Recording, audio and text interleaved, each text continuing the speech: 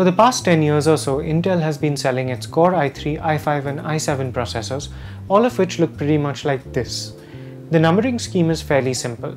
As you go up the stack, you get more performance, but the price increases as well. However, at the very high end of the Core i7 family is Intel's high-end desktop platform, also known as the Core i7 Extreme Edition CPUs, which look more like this.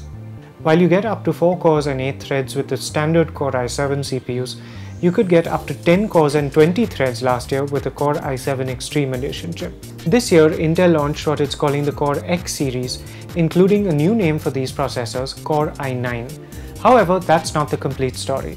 We've got everything you need to know about Core X series, Core i9, and the X299 platform you'll need to run them.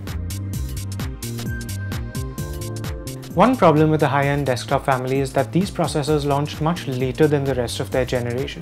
So for example, we would have Haswell-E chips in the Broadwell generation and Broadwell-E chips in the Skylake generation. We're close to the launch of the 8th generation Coffee Lake architecture, but Intel has only just launched the 6th generation Skylake-X and 7th generation Kaby-Lake-X CPUs together.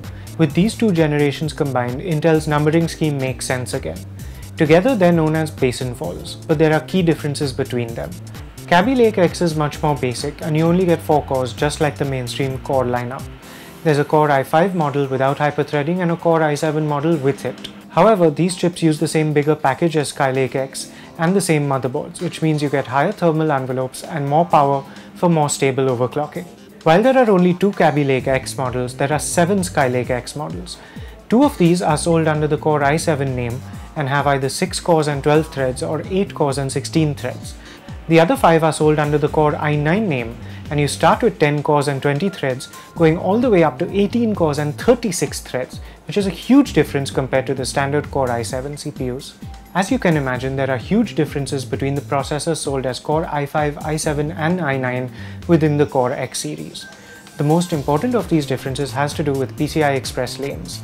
PCIe lanes are the units of bandwidth between the CPU and high-speed components such as graphics cards and SSDs.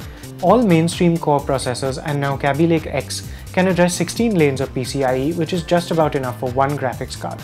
Skylake-X Core i7s can address up to 28 lanes, which is quite an improvement, but if you want the full complement of 44 lanes, you have to go all the way up to the Core i9 series.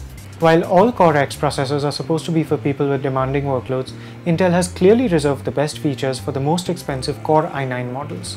The most confusing part about all of this is that all Core X processors, from the Core i5 Kaby-Lake-X to the Core i9 Skylake-X, use the same CPU socket and the same motherboards.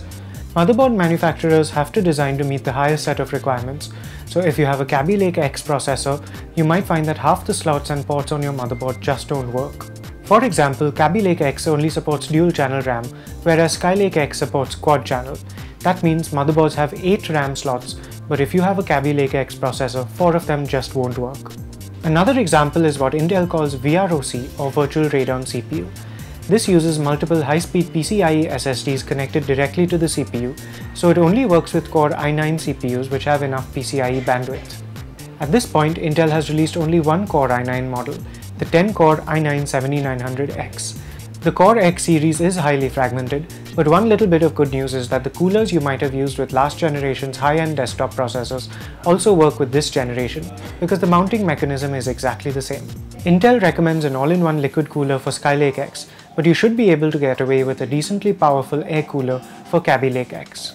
So, who should really buy these CPUs? The case for Kaby-Lake-X isn't very clear. The Core i5-7640X and Core i7-7740X aren't all that much more expensive than their mainstream Core i5 and Core i7 counterparts.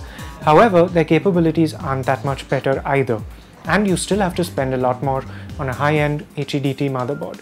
The most obvious audience seems to be overclockers who can take advantage of the higher thermal headroom and better power delivery. There are also those who need the best possible speed and are willing to pay a little bit extra. On the other hand, Skylake-X can really scale up. This is the best that Intel has to offer, so if you need to take advantage of lots of graphics cards, high-speed SSDs, or other things that need a lot of connectivity, this is your only option. You could be a gamer who needs to stream while playing at the highest possible settings, or a content creator with heavy 3D, VR or AR applications, or you could simply need a lot of number crunching power, in which case Skylake-X is for you. We don't yet know what the exact prices of the 14, 16 and 18 core Core i9 chips will be, but we expect them to be reasonable because of AMD's upcoming Threadripper, which promises up to 16 cores and 32 threads at rock-bottom prices. We'll see how that equation works out when AMD launches its Threadripper CPUs in India. Watch out for full reviews of all these products at gadgets360.com.